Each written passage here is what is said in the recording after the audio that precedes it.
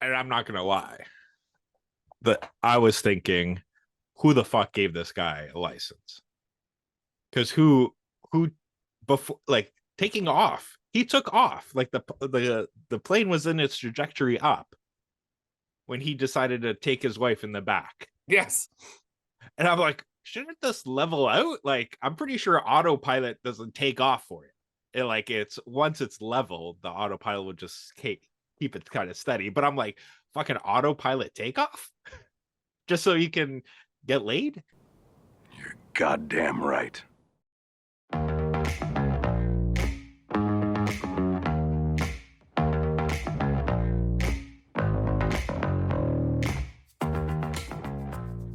Come watch an international film. We'll get together, have a few laughs, because we're talking movies. We're talking Animal, starring Ranveer Kapoor, Anil Kapoor, and Rashmika Medana.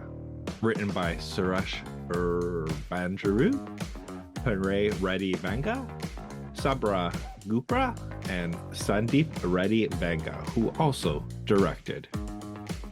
Chris, you can ask me anything. Whether I watch porn, if I check out girls, anything dirty, I'll always give you an honest answer. Next time you're pissed with me, don't mess with the salt or pepper. Just add some poison instead.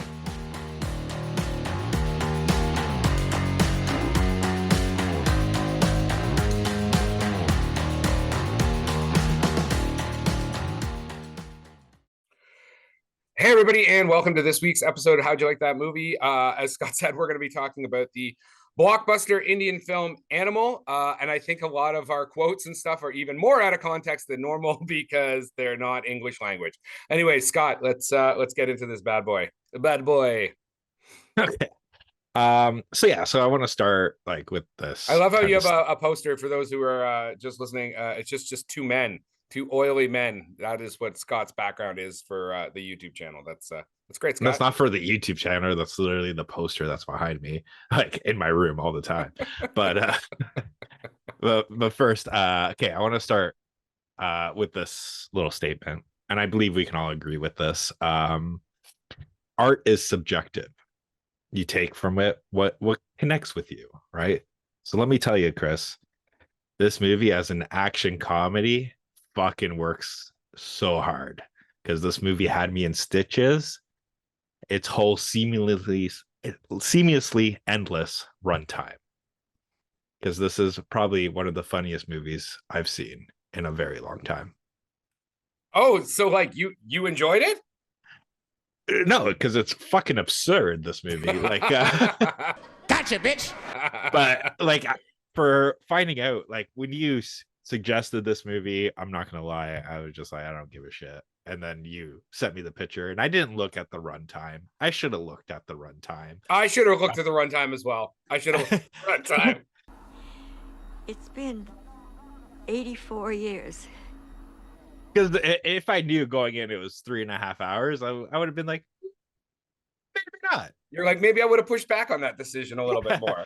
I was just like, okay, action movie, sure, why not? Fuck. I was like, I liked RRR, It was long too, but at least it was somewhat entertaining.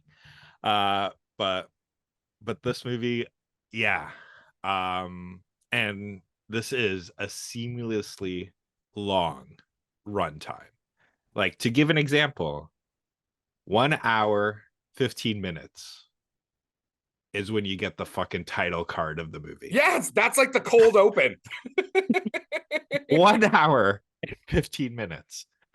I'm like, I even forgot about it. I'm like, why the fuck is this showing up now? Because when it's happening and all of a sudden the background's going into the not the credits, but the special effects of the circles, and then all of a sudden Animal just pops up while they're eating. I'm like, why the fuck now? I actually thought oh, is this maybe where the intermission goes? Because it's broken into thirds, or let's all go to the lobby. Let's all. I don't know, man. But I'm gonna tell you this is the stuff that didn't work for me, and then I'll tell you what did work for me. One, what didn't work was the non-linear storytelling. Yeah, man. 'Cause Sometimes it- we would jump back into places and I'm like, who the fuck where are we in this movie right yeah, now? because they did it. Like they did it like it was a fucking episode of Family Guy where Peter just mentioned something, then you just watch that for like 3 minutes, then he comes back to like the story. I'm just like, why the fuck is he dressed like Michael Jackson now? Why is he dancing? And then all of a sudden, like, and the thing that like the director Hold on. I just want to preface everything. I meant to do this at the top of the show. There's a big asterisk on everything we're saying. We are not Indian. So any of the cultural stuff, please be be sparing with your hate for the two white guys that are talking about this. If there's some cultural aspects that we're missing, we don't know them. So, and I just really wanted to preface all of these conversations with this. Anyway, sorry to cut you off there, Scott. Yeah, okay. But yeah, like, and to be honest, I know you don't like this, but there's no way I can discuss this movie without fucking doing spoilers. I'm sorry. Oh, just do it, man. Just do it. Because okay. So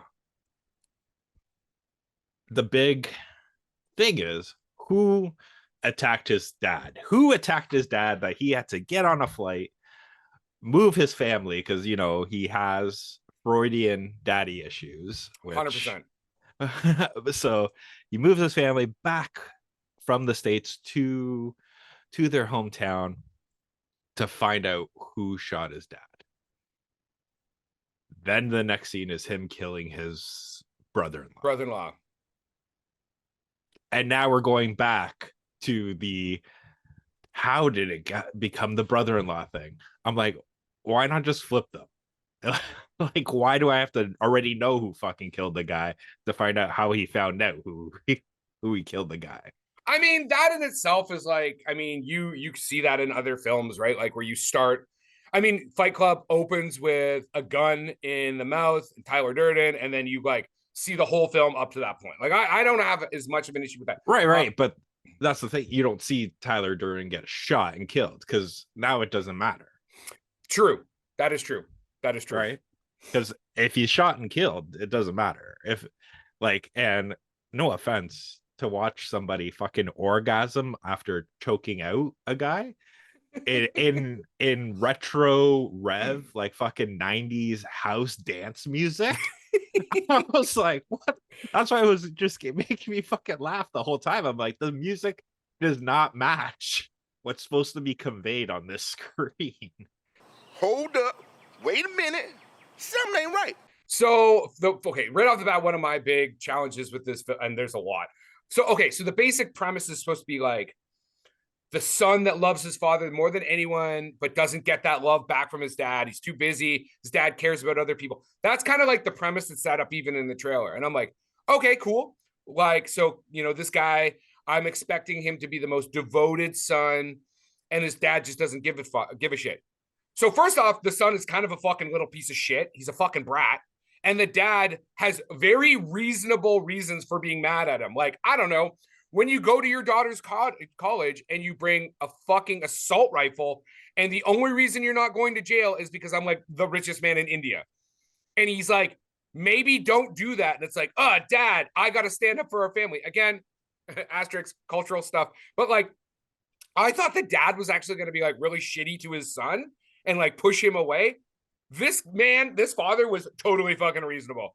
That at no point I was like, I can understand why you're telling your son maybe get the fuck. You went to someone's house, fucking fucked up their marriage, and then like had the chick come back to your house, and your parents are like, hey, maybe don't do that.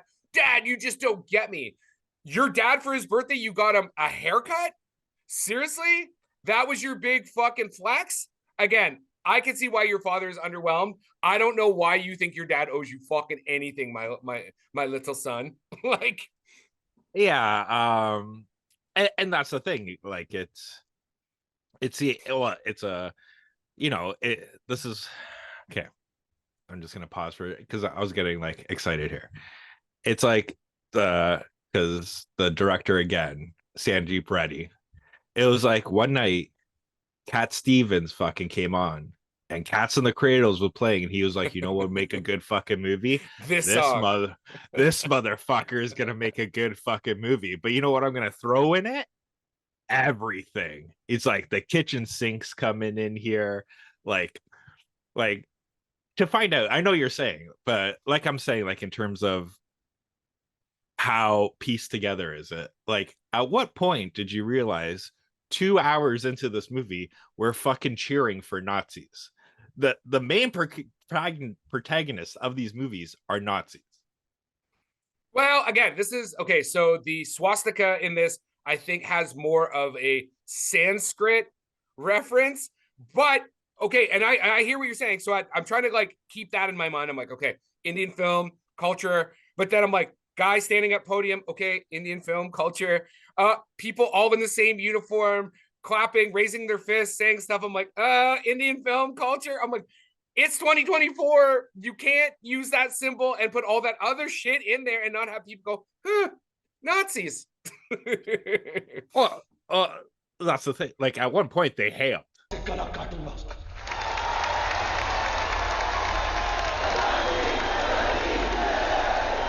Like, yes, he put his arm up, right, and I'm like, hand too. and I'm like, okay, so the main bad guy of this movie, who's behind me, the bearded guy, shirtless, you pick, because you don't know, like, is the Nazi the bad guy? Is he the hero? I don't know, but he gets introduced 2 hours and 40 minutes into a 3 hour and 20-minute movie. The final boss is the last half an hour of this movie. And when he gets introduced, I thought like it was his son, like the main character's son. Now fast forward into the future, because the movie fucking starts with this guy as 100 years old, right? So I thought we were gonna progressively get there.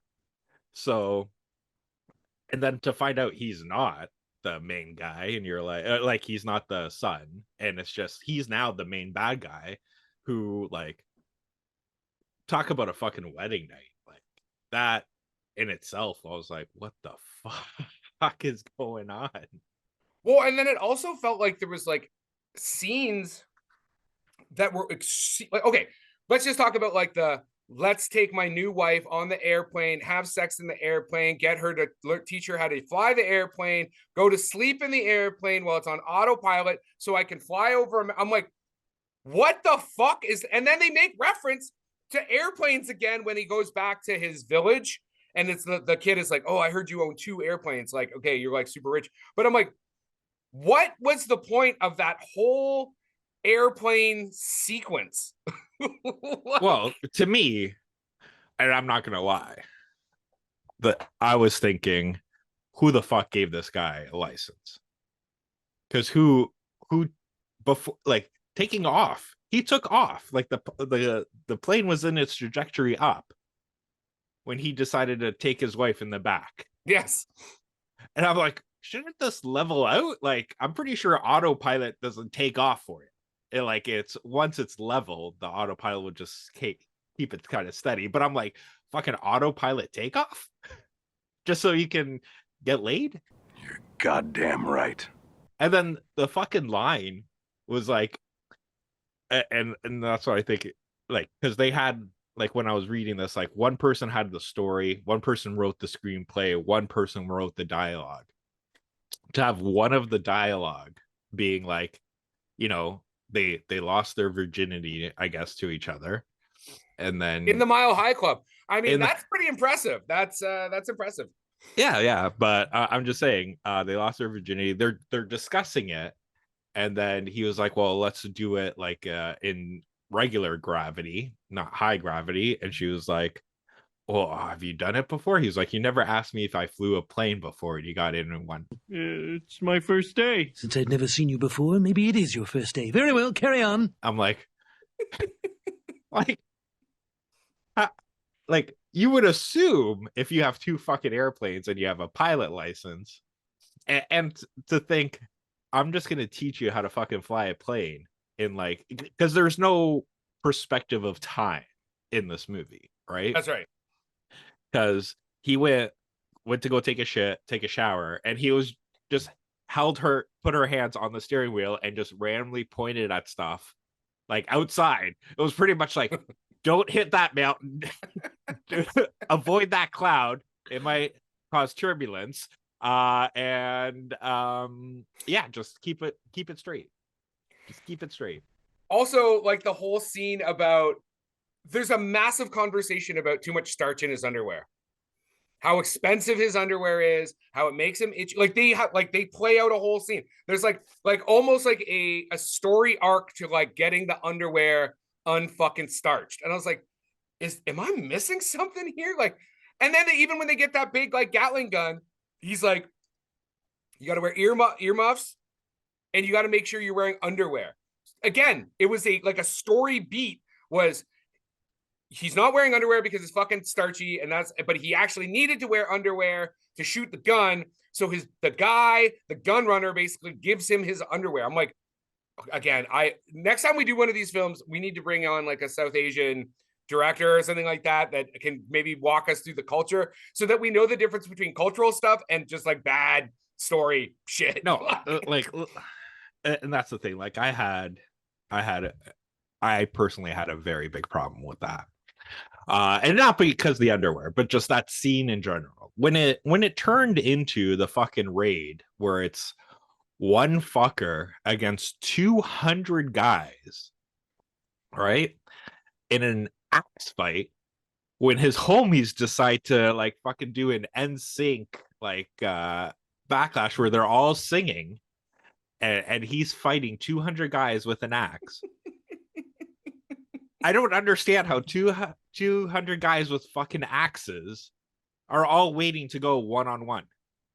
Why are your buddies not jumping the fuck in? They just helped you kill a bunch of other people, and now they're just doing like a musical interlude behind you, and you're just like, what? Yeah, like to me it was just like, oh, this is gonna be an amazing scene, right? Like that's the thing. Sometimes the visuals do not match the story you're telling. You're just going for the visuals. Yeah, they're just set pieces, right? Because it's the same. Like, and I want you to seriously think about this and then explain it to me. So he's on that grappling gun that he needs the headset and the underwear, right? That is on the second fucking floor. You literally watch him roll it up super fucking 1 kilometer an hour while everybody has Tommy guns, mini guns, watching him roll for fucking a minute, 3 minutes at 1 kilometer, and then watch his little bulletproof vest thing pop up so his face is protected, but his whole side is like exposed. Nobody took a fucking shot.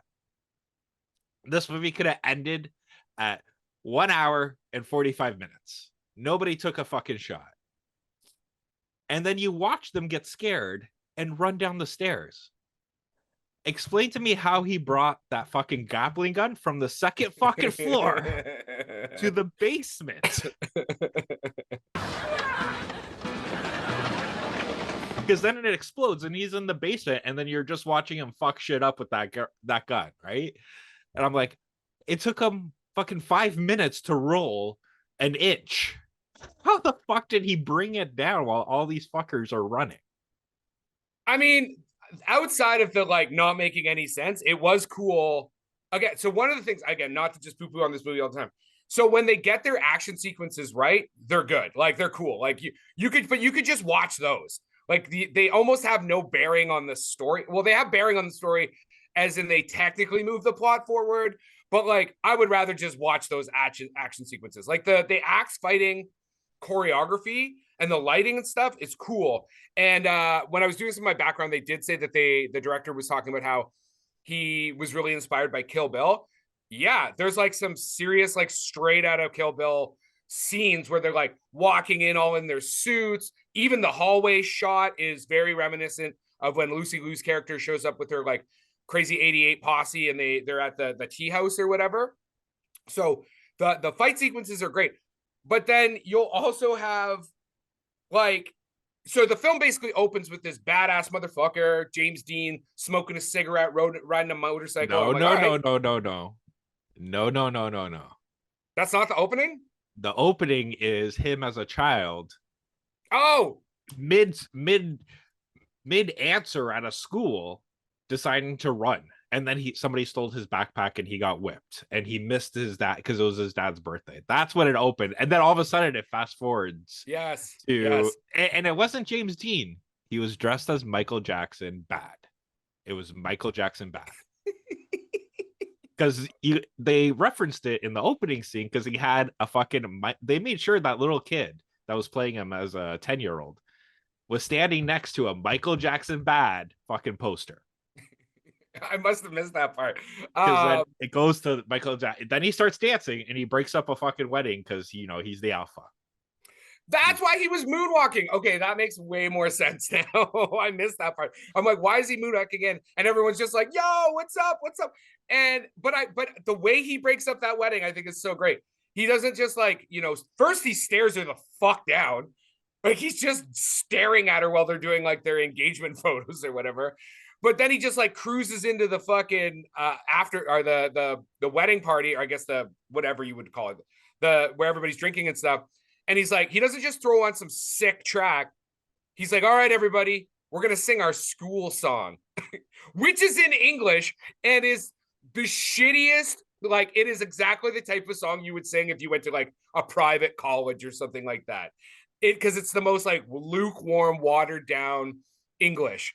But that is how he gets her, to remind her of the fucking past they had when they were like children. I was like, are you fucking serious? I guess I'm gonna try that. I'm gonna like, go roll up on some chick and just start singing some stuff from summer camp or whatever. You're like, Gangu with the little green frog one day. Gangu with the little green frog. See, to me, like that fiance should have been the main bad at the beginning. Like by the end, it should have been him. Like, motherfucker, 20 years ago you fucked up my life, and now I'm gonna fuck you up. Because having the reveal, and then mute guy shows up.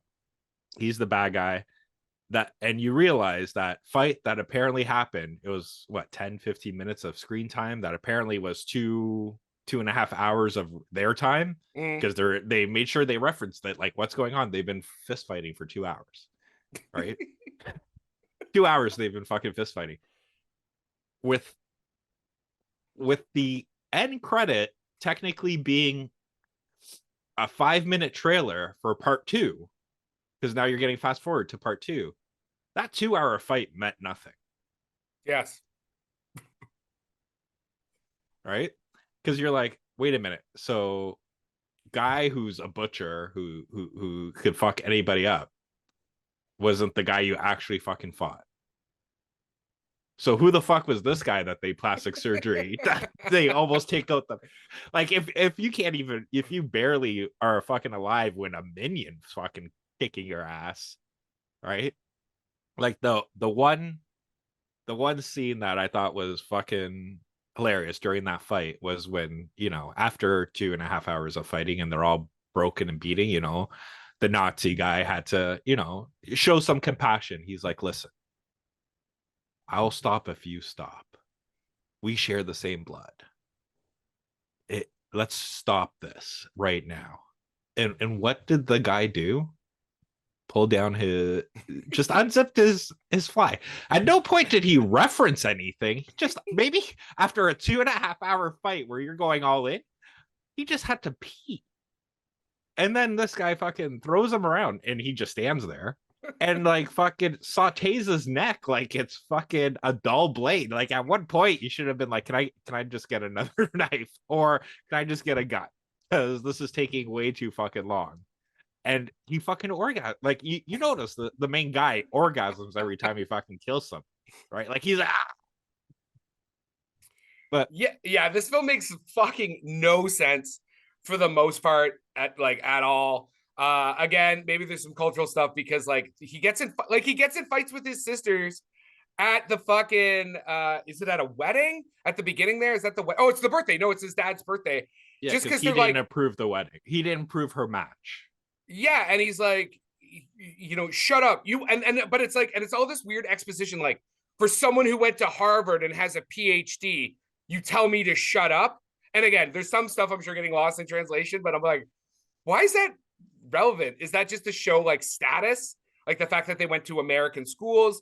But yeah, it's just so imagine this: a dude walks into your college, he has a fucking AK-47, he shoots the fucking place up because you were grabbing up on his sister. Okay, so then he gets in the car with his sister.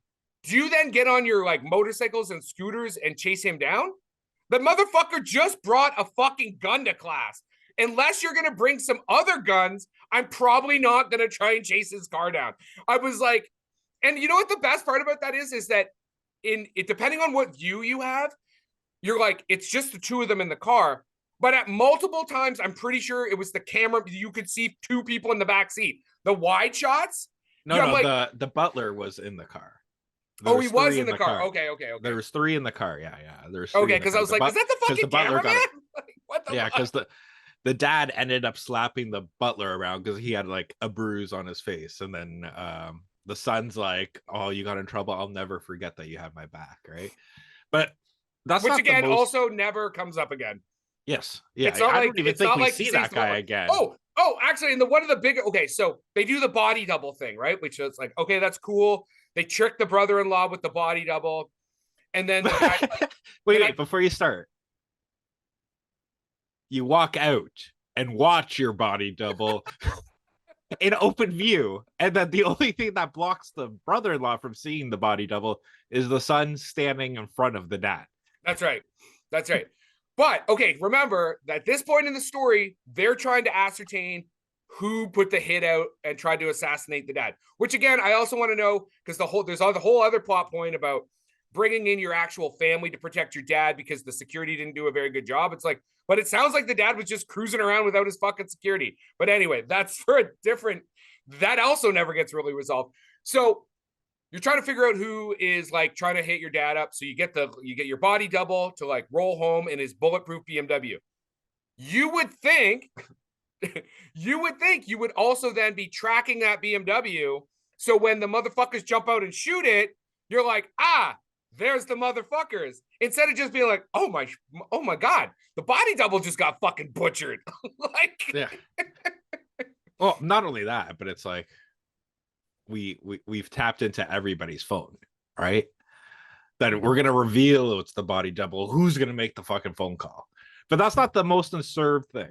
So, like I'm saying, there's no context of time on how much a minute of screen time is a minute in this movie.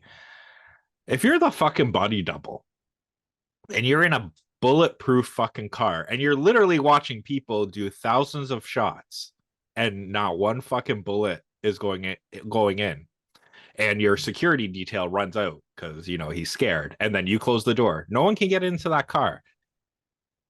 Why didn't you just shift over and drive that fucking car? Why are you standing there watching them put like fucking harpoons into the fucking windshield? That was cool. That was a cool way to again, like I said, the action set pieces. Yeah, but that's the thing. Like, it went on too long. Like, after they assess they can't get in, it should have been right away, right? Yes. Not like it was literally another 5. Like, I think they reloaded like 4 to 6 times. And then they're like, fuck, these bullets aren't going to work. And then the guy jumping onto the roof, like he's fucking Spider-Man. Like, what the fuck? But here's the thing. Like I said, I can't talk about this without spoilers. Do you want to know what the most absurd fucking plot point of this whole fucking movie was? Is, okay, so he needs a new heart. Yeah, where the fuck? Why? Like, how did that even just become a thing? Right? Oh, something about the gunshot. Yeah, something about the gunshot. I don't know. And now we need to have an entire Delta storyline about getting fucking a transplant. Right. So so he gets a new heart. You don't find out who the donor is, but it seemed like, give or take, because he goes from pop belly to like fucking back to ripped during that fucking surgery. So obviously they had a plastic surgeon at the same time redoing his fucking abs, right? But comes out, now he meets the donor's fiance. And out of the fucking blue, he's like, you're going to live in my grandfather's house because you need to figure some shit out. It's not like she probably has a house, 9-to-5 job, whatever. You know, she just wanted to hear. I just wanted to hear his heartbeat again. At no point does that ever fucking happen. And then all of a sudden, they start having an affair the next day, the next fucking day. Right. And this is the guy who's like, gets mad at all his cousins because, you know, they're away from their wives and they decided to get hookers. Right. And I do love that the hookers are white people. Yeah, 100%. That is a cultural point. I'm like, I can understand this. I can understand this. 100%. Right. So I'm like, okay. So they get mad. You know, you guys are wives. You made vows, blah, blah, blah. Boom. He has the affair. And the affair goes on for... And remember, he stole his wife from somebody else. Yes. Then they have the affair. And then that fucking reveal comes on. Like, well, all of a sudden he's like, she falls in love with this guy because, you know, the dickin' was good. The dickin' was good. She falls in love. She relays that she's actually a mole. And he's like, I knew it since that day that I was naked walking through my lawn and you saw my dick. I knew the way you looked at my dick, I knew you were a mole. So let me tell you, for the last 6 to 7 months, however long, because again, there's no fucking time frame on here. I've been giving you the good dicking so you can fall in love with me and tell me the plot of the major villain that just got introduced 10 minutes ago. That's some like James Bond, I've got you tied up. I got to tell you my whole plan before I kill you type of situation. You know what I mean? Yeah. And then she's like, oh, I fell in love with you. What are you going to do? He's like, you can die. And then he walks out and like, nothing fucking better happened to this woman. You make sure she gets home safe. Put some fucking guards on her. You make sure she's okay. And then they have that fucking scene with the wife where, you know, she breaks down. And then she fucks him. Right? The kids, like, they're screaming, they're fighting. The kids wake up, they console the kids, and she's like, you gave me some tea or maybe cow urine. I don't know, because that's what it looked like in the scene before. The cup was cow urine. He's like, now we're gonna fuck. And then, like I said, the end credits of this is a 5-minute trailer for what technically part 2 is gonna be. This wife leaves her husband. There's already a boyfriend in play. At no point did we ever see until that last minute, 5-minute mark, because the guys that fucking drove and looked at her and was like, you're coming with me. And then you're like, where the fuck did this fucker come from? So this film, and I've got 2 quotes actually for this film, but the one film quote I'm going to use is from Thong Lee of The Guardian. And she said, Ranbir Kapoor plays one of the vilest protagonists in cinema history. And really, there was a lot of commentary on how, what's the word I'm looking for? Not patriarchal, but chauvinistic this film is. So all this talk about sex is interesting too, because there's this scene where he's standing there and his wife comes out in like, not even an overly sexy, but like some kind of like some black lingerie or whatever. And he fucking like loses his shit. Like, what are you doing? Like, you don't need to be sex. I'm hard for you basically all the time. I don't need this action. And then she kind of is like, yeah, but you haven't been really doing that.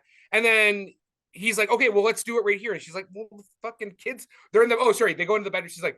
He's like, let's go to the yard or something like that. Or the bathroom. He's like, let's go to the bathroom. Let's go to the kitchen. Let's do this. Because the kids are here. By the way, they live in a fucking mansion. Like, so I don't know why you can't just put the kids in their own fucking room. And then they have a bit of a fight, and he's still just like, yo, so are we going to do this or what? Like, trust me. No. You missed a big reveal there. She turned him down in the bathroom. She turned him down on the couch. Then he's like, do you want me to go get the plane? And she was like, yes, That's her. motherfucker. You fucking get. She's like, is it too late for the plane?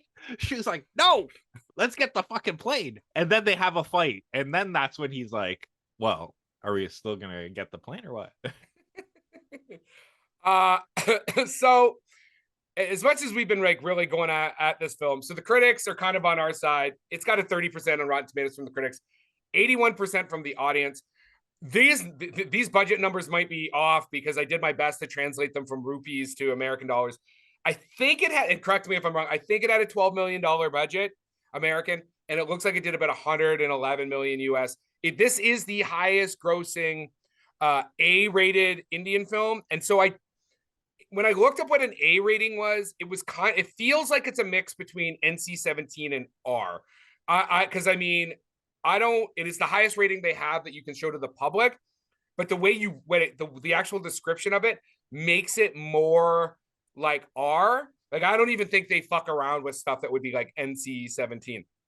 So this has got like some big players in it though. Like Ranbir Kapoor, he's won 7 Filmfare Awards, which is their Oscars. He's one of the highest paid actors in India. He's got a net worth, again, about 60 million USA in American dollars. The dad is played by Anil Kapoor. He's also got 7 Filmfare Awards. People actually here might recognize him from Slumdog Millionaire, which he got 24. What's that? He was on 24 as well. Yeah, and show. he was also in Mission Impossible Ghost Protocol. He's got some photos up of him and Mr. Cruz hanging out. And then now, just go ahead. Just because you brought up Tom Cruise, the one thing I did kind of appreciate, like when the main actor, when his name comes up in the title, like at the beginning, it wasn't even starring; it's superstar. Yes. Could you imagine like Mission Impossible fucking 8 box office sensation Tom Cruise? I forgot about that superstar reference. Yeah. I was like, what is this? This is crazy.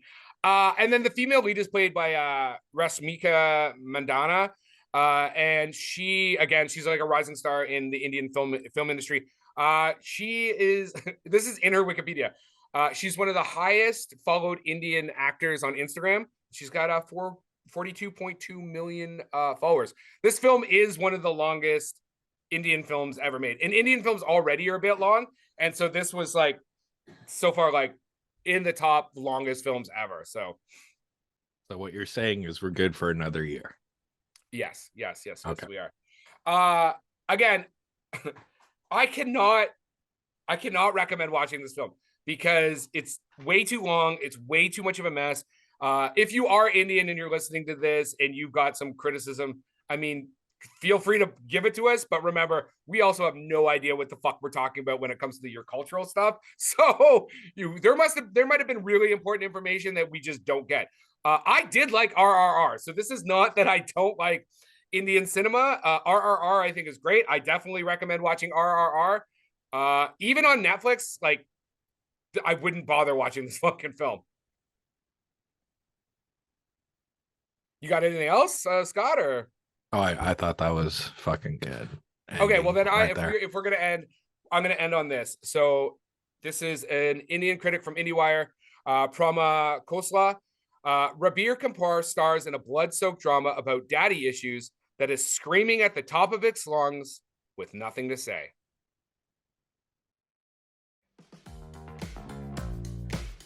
And that is our wrap for the day. Please like and subscribe to this podcast. Tell your friends. If you want to get a hold of us, reach us at the www.howdyoulikethatmovie.com.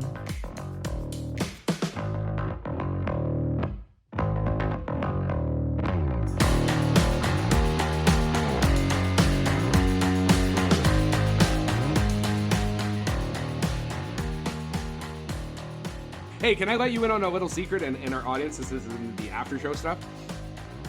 I didn't finish this movie. I watched 2 hours of it and I was like, and I'm done. So, are you serious? Yeah. Oh my God. I got to tell you how it ends. Okay, go.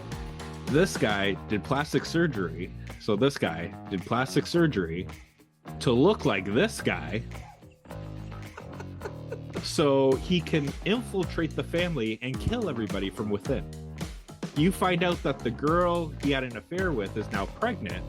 He did have the best, he had the best line of the movie while he's looking like this guy. He's like, we're going to wait till you have the baby. And if he looks like me, if he doesn't look like me, then I know it's mine because he had the plastic surgery. But if it looks like this fucker, he knows it's from the thing. Production by Rod Shaver, Vader Monkey Productions.